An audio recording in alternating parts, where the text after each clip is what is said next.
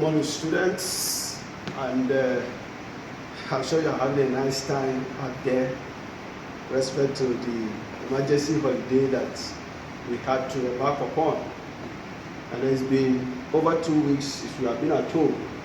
That would be necessary to still see how we will reach out to you over there so that you can keep abreast as you prepare for your SSC exam, WAEC and NECO.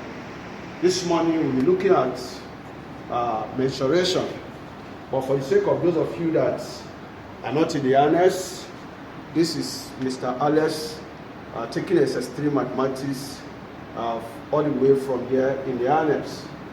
This morning we're looking at a very important topic, mensuration, and I'm sure most of you know that this is very critical.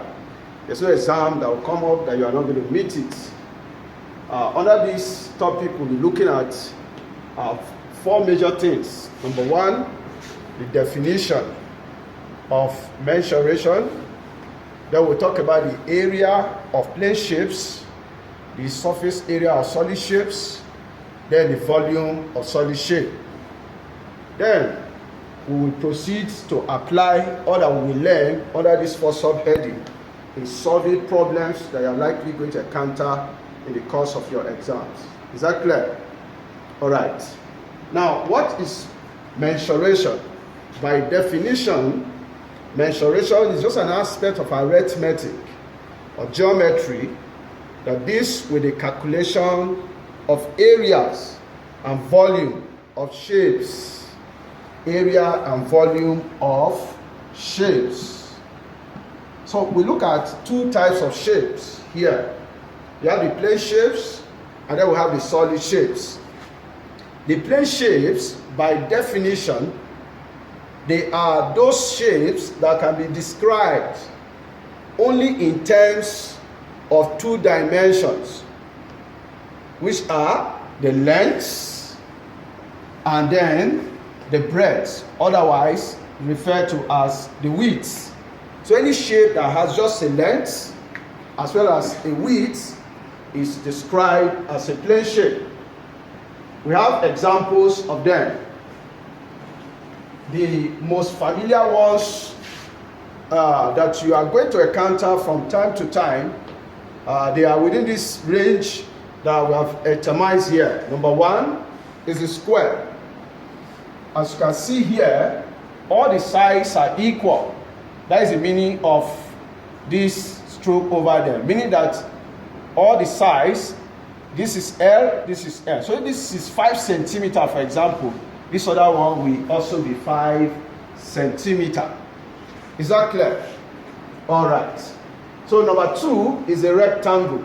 The rectangle looks like a square, but it's different from it. The rectangle, as you know before now, has 2 sides as well. But one of the sides is longer than the other. The longer of the 2 sides is called the length, while the shorter one is the breadth, which in some cases will be described as the width, like I mentioned at the beginning.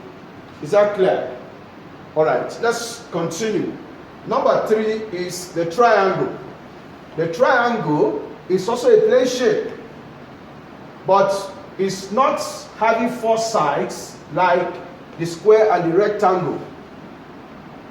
It has 3 sides, described as one of the sides that it uses to rest on the bottom is described as the base, and then you have the height. These 2 sides will help us to compute the area of this shape. We also have, as you can see on the board, the trapezium, the parallelogram, as well as the rhombus. The rhombus looks like parallelogram, just like the square looks like the rectangle. But the difference is that the rhombus, as well as the parallelogram, they are tilted.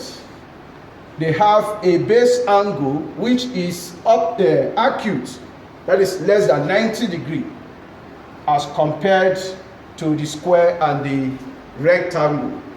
Now we move on to the solid shape.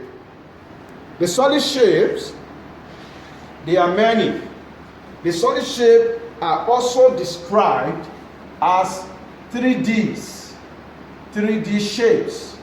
What does that mean? It means they have 3 dimensions. Most of them will have description in terms of the length, the breadth, and the height. But actually when we talk about 3 dimensions, it means you can describe them in terms of 3 spatial orientation. What does that mean? It means that you can describe them along the y-axis, along the x-axis, as well as along the z-axis. For example, if you put your cube, your rectangle here, your cylinder here, you can describe it in terms of 3 orientation. That's why they are usually described as 3 dimension, as compared to the rectangle, which I just described in terms of the y and the x-axis. Now, as you can see on the board, this is the shape of the cone. It has a base radius, referred to as R. It has a height, and then it has, this is the vertical height. From the tip of the cone to the base of the cone, the line from top to bottom is the height, referred to the center here, and this is the radius. Then this other one here is called the slant height, because it's slanted. It forms the angle of the cone with respect to the height, and that angle is usually referred to as theta or alpha, as the person that is talking about it may want to refer to it. Then we have the cylinder. It has a base radius R, and then it has a height. Then we'll talk about the pyramid. The pyramid has a base, which is usually in the form of a rectangle or a square, and then it has a height. Then of course the other familiar ones that you have learnt about in your lower classes, the cube, which is one of the solid shapes that you began to draw when you were younger.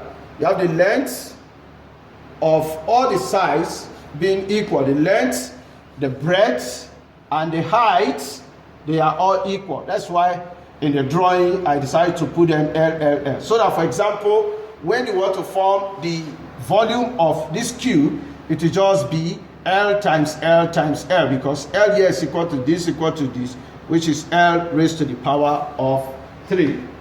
Is that clear? I hope you are following what we are describing. Okay, so we move on to other things.